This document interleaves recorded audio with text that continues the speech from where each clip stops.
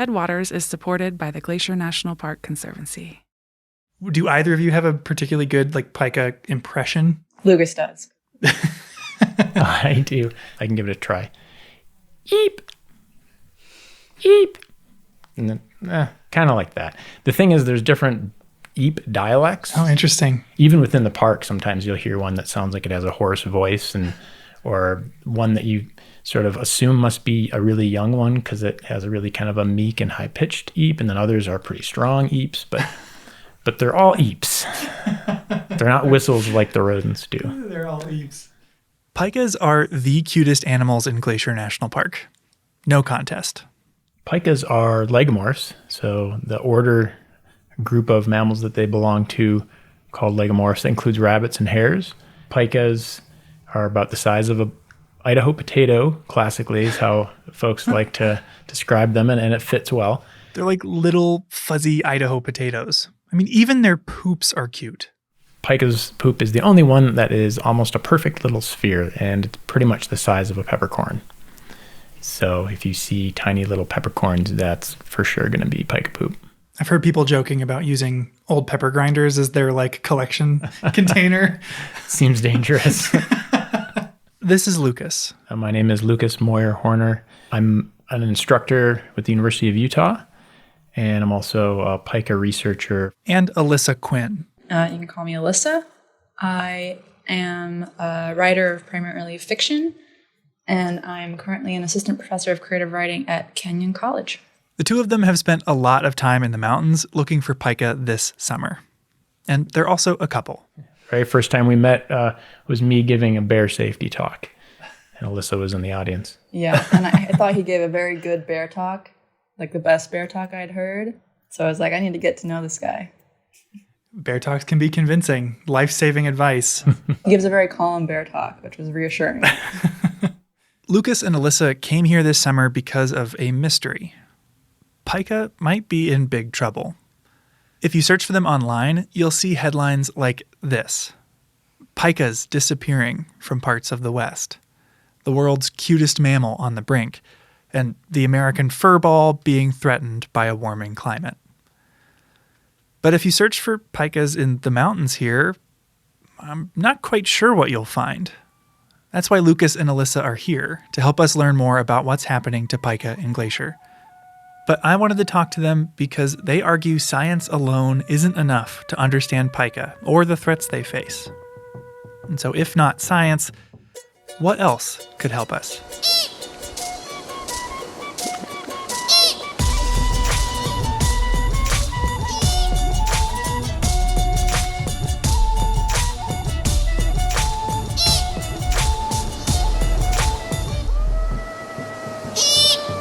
You're listening to Headwaters, a show about Glacier National Park and how it connects to everything else. I'm Michael. In this episode, we're exploring how science and storytelling can shed light on the American pika. And my guides are Lucas and Alyssa.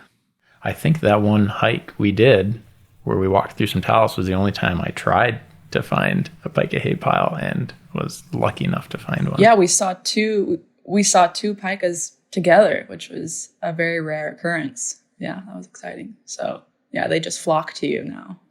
As you'll hear, Lucas and Alyssa come to a love of pika from different spheres of the brain. Lucas's lens is science, while Alyssa brings the mind of a writer. For a few months this summer, before work pulled Alyssa elsewhere, she helped Lucas conduct pika surveys. Was this your first time surveying pikas this summer with Lucas? Yes, it was. How'd you like it? It's very fun. It's very hard work. It's, I definitely was a blob. I slowly de-blobbed over the course of the summer, but now I'm back to blobifying again until next summer.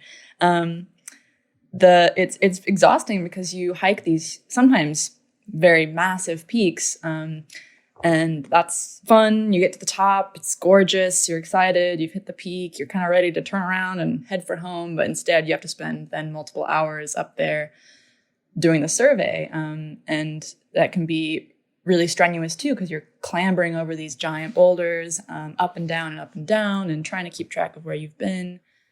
Our story starts back in 2007 when Lucas, then a PhD student, led the first large-scale pika study in Glacier. Our extent of our research is the entire park. So the 1 million acre Glacier National Park is where the surveys take place, and we try to cover as many different talus patches as we possibly can. So that word, talus, describes a hillside of loose rocks and boulders, and are the only places that pika live. Basically, they can only be found where there are piles of big rocks. They use the spaces between those rocks as a refuge from extreme temperatures, whether it's too hot, too cold, and they also can use those areas to escape from potential predators.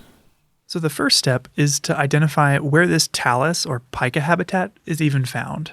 Yeah, I think I've probably covered around 2/3-ish of the park. That's been one of the ongoing efforts, was to get up high on ridges and peaks to try to look and see where talus occurs in the park. Once they know where the talus is, they'll visit each patch and look for pika. And we're looking for any signs of a pika. So that could be seeing a pika, hearing a pika, finding a pika's hay pile, or finding pika scat. We sometimes go by the pika poop patrol because we are also collecting pika poop. Pika poop is currently being used by other researchers studying pika genetics to see how different pika populations are connected to one another. It's not Lucas's project, but he and Alyssa are helping out. Yeah, how many gallon Ziplocs are full of poop now in the cabin? In the cabin, I think we're up to 4. That's 4 gallon-sized bags of peppercorn-sized poops. Conveniently, pikas, they're active during the day, so we can survey for them during the day and be more likely to see them and hear them. And they also are solitary and defend their territory from other pikas. So that means if you see a pika, you know that there's not going to be another pika within about a 10-meter radius of that pika. This summer, 15 years later, he's surveying the same plots all over again to monitor how they're doing and see how pika populations have changed over time. So we'll go to the GPS location where the survey started 15 years ago, and then we'll attempt to survey the same part of the patch that they did, hopefully the entire patch. Mm-hmm. Alyssa has experienced this work firsthand in the field, and she's also created some of her own written work based off of Lucas's research, like a poem titled Okatanidae, the Latin name of pika. So the poem is a cut-up poem, which is a poem that takes an existing text. In this case, I took Lucas's paper, Predictors of Current and Long-Term Patterns of Abundance of American Pikas Across a Leading Edge Protected Area. Catchy title. Thank you. You're welcome. I took that article and I cut out a bunch of pieces of language from it and then rearranged those pieces to form a new poem.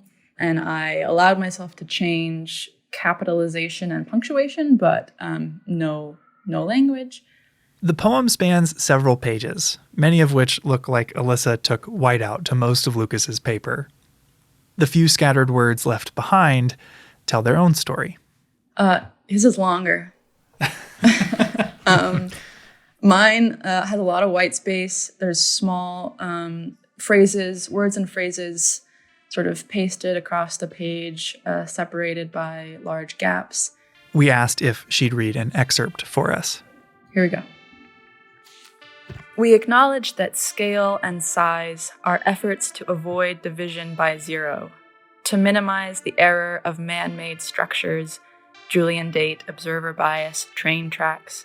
And finally, we acknowledge that our ability to identify patterns has been extremely null, especially in centuries made of days. This isn't the only piece Alyssa has written about pika, and she'll read a short story for us later in the episode. Lucas, are you much of a writer? No. As you can tell from the title of the paper that Alyssa used. The two of them approach this topic from such different vantage points, but each helps the other see their own work in a new light.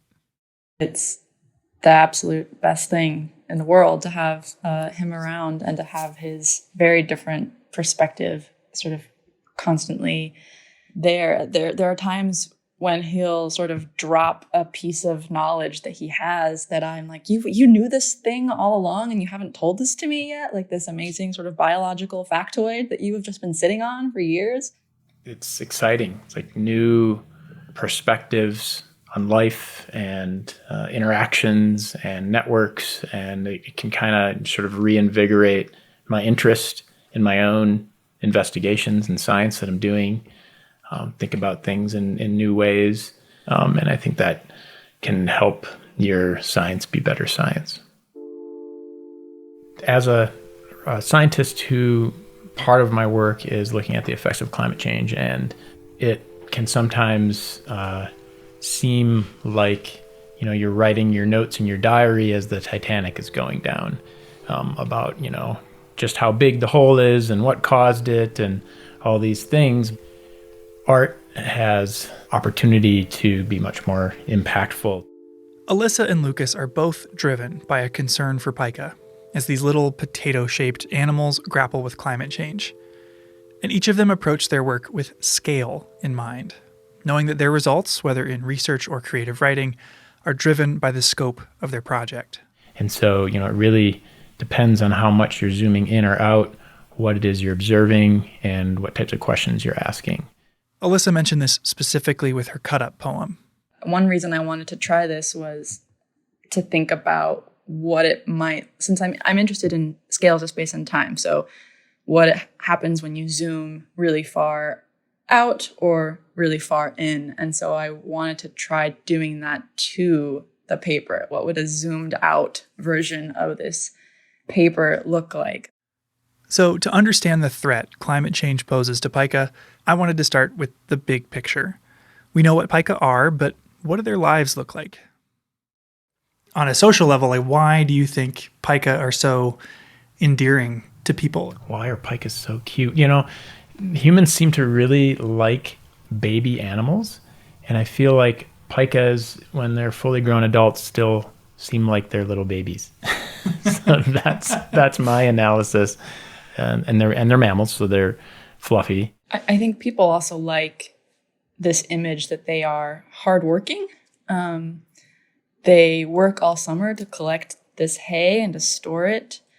And that seems industrious to us. It seems like they really, you know, deserve to survive the winter if they work that hard. Mm-hmm. I think it's easy to kind of attach that meaning onto them as well. That industriousness Alyssa mentioned, they have to do so much work gathering hay all summer because they don't hibernate over the winter like so many other mammals here.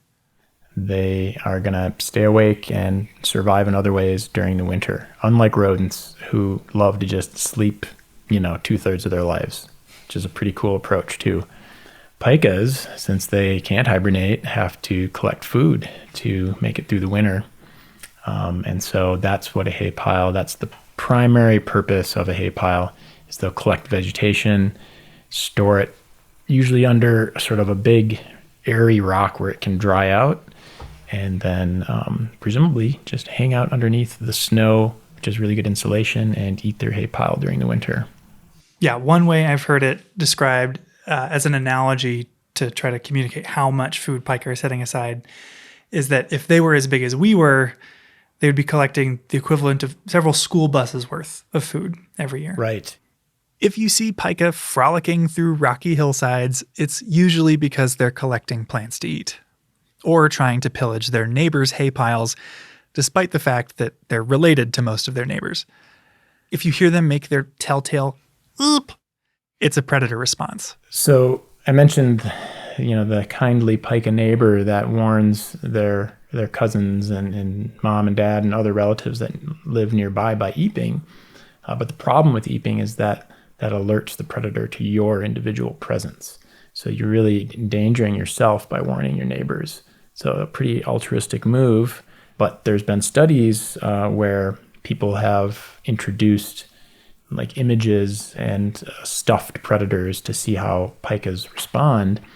And most often, the one predator that they did not eep in the presence of was the weasel. And so the thought there is that weasels are such good predators on pikas that it's not worth eeping because it's going to get you.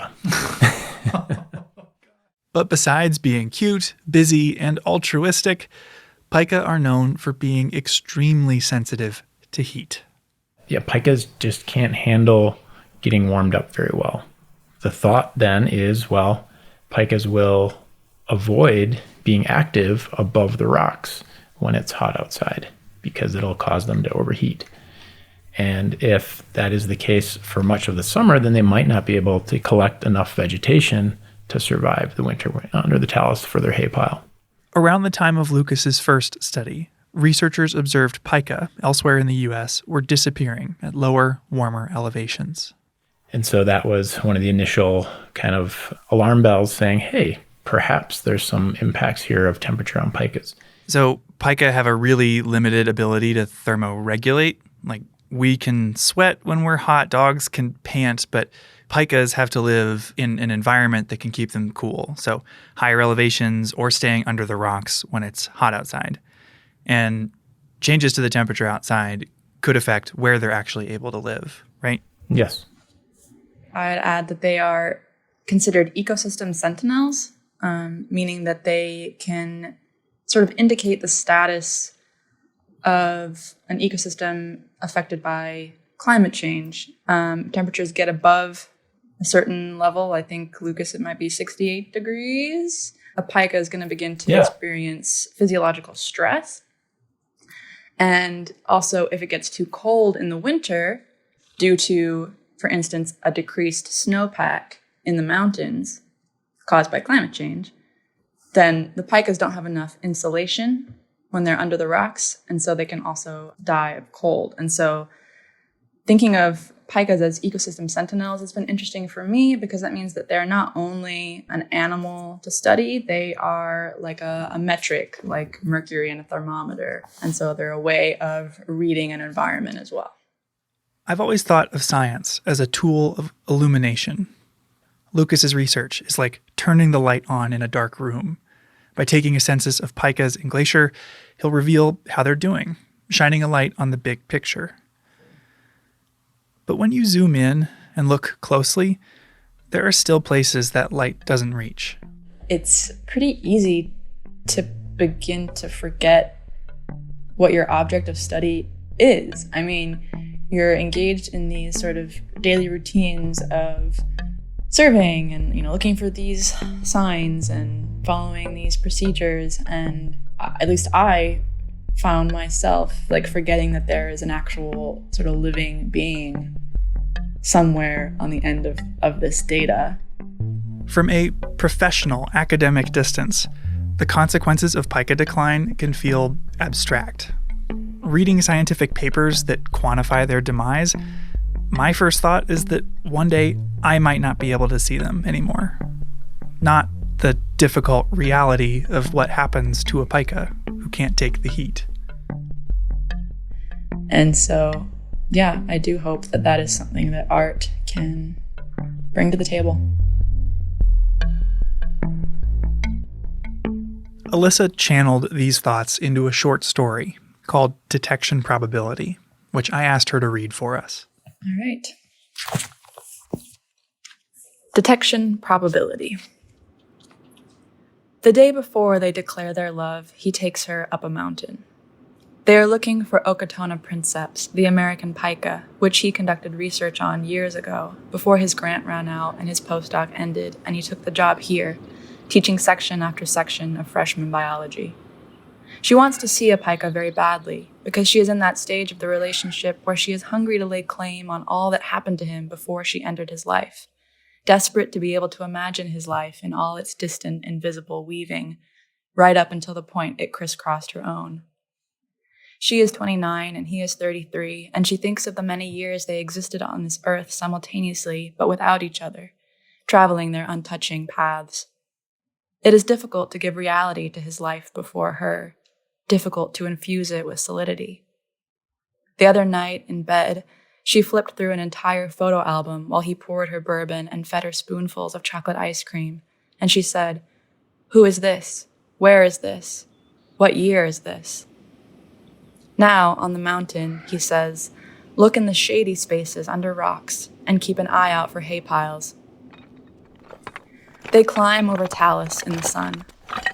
They're at an elevation of 8,000 feet on a south-facing slope in the American West. Near them, but out of sight, are several ground squirrels, one hoary marmot, a black rosy finch, 2 Clark's nutcrackers, 300,000 worker ants, 57 miller moths, 13 checker spot butterflies, and 1 wary wolverine. Also nearby, but out of sight, are several hundred pieces of colored microplastic, a floppy hat lost long ago, an oxidized Coca-Cola can, and a rotting map of the region, its pages waterlogged and warped so the contour lines ripple up in waves, rising like topography, like some ragged paper range. I can't see anything, she says.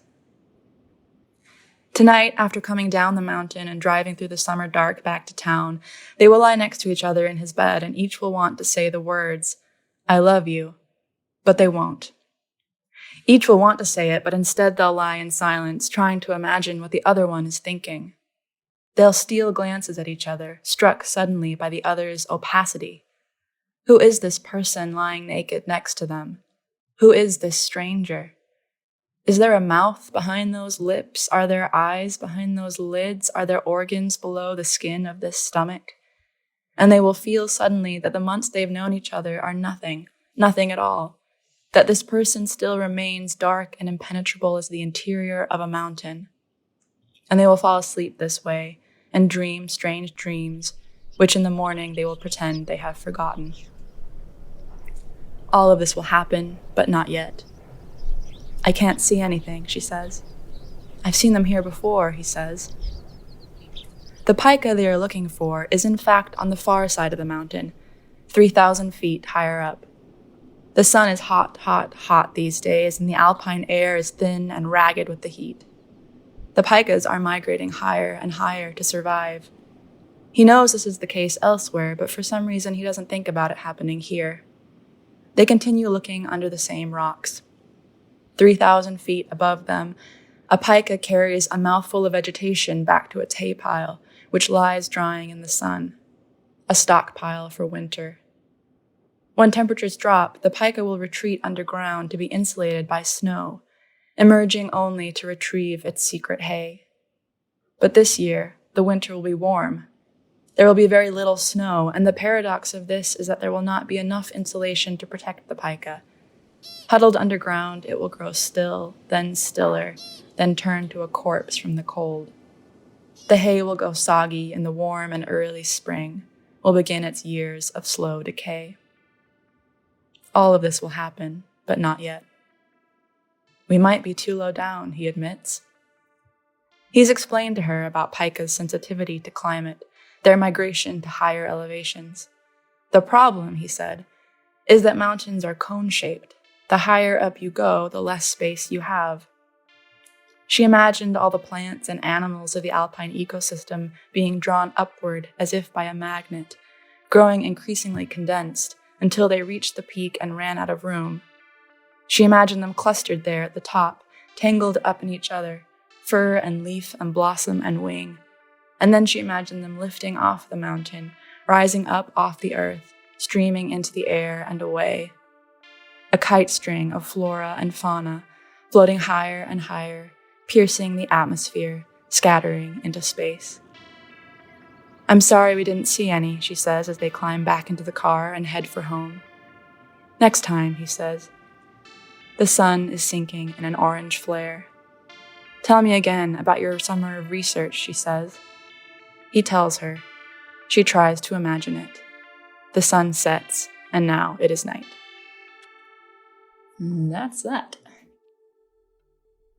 This is fiction, just so everyone knows. I don't know what you're talking about. This is clearly not us at all.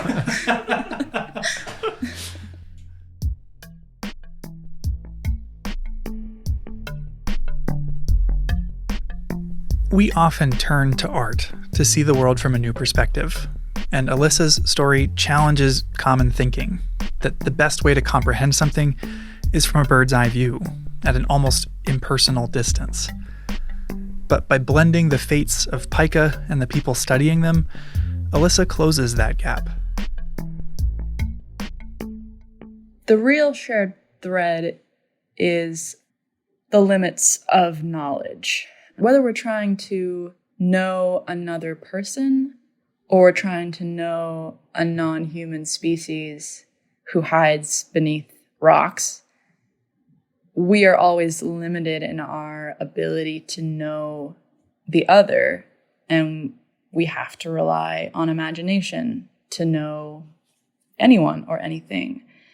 And so the characters in this piece, they are unable to access the pika because climate change is messing things up. And so it's not that the world doesn't quite work the way that they've learned it works. And they are also, to an extent, unable to access each other. Even as they are falling in love, there is this perpetual distance that they are aware of and trying to crack open. And that sort of dark center that lies at the core of all things, essentially, is the connection between the two. Science tells me often and in painful detail about waves of heat crashing around the pika's shrinking mountain islands. Despite that, the pika's suffering is invisible to me. I hear them eep as I hike up the mountain, and maybe someday I won't anymore. Alyssa's story lingers on moments that research often seems to ignore, describing the suffering felt by pika that's implied by these studies, but that's easier to look away from, applying what we've learned through research to a story that's personal, intimate even.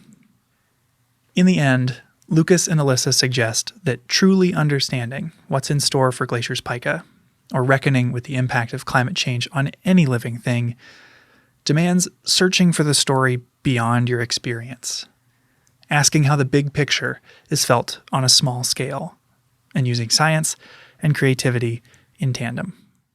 It's been said by many people that the climate crisis is in part a crisis of the imagination. We lack the capacity to think long term. We lack the capacity even to think to next week, let alone, decades from now. So again, these questions of scale that we are not particularly good at conceptualizing. And so I think that literature, and hopefully, innovative literature that's trying new things, can help us to strengthen those imaginative capacities. I don't want to put too much on the back of literature. That's a lot to do to save the world. I think there's other smaller things that it does too, such as just articulating the griefs that a lot of us are feeling right now, navigating a world where we see so many things we love falling away, and just giving voice to that experience, I think, is also a valuable task that fiction can accomplish.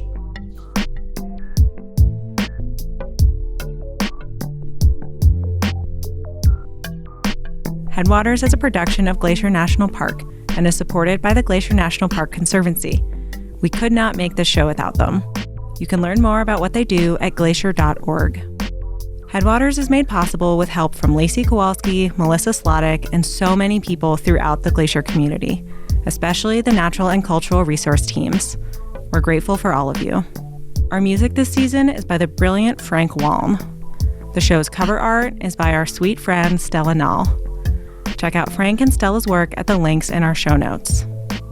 Special thanks this episode to Lucas Moyer-Horner and Alyssa Quinn, along with Kylie Caesar and the Crown of the Continent Research Learning Center for introducing us to their work.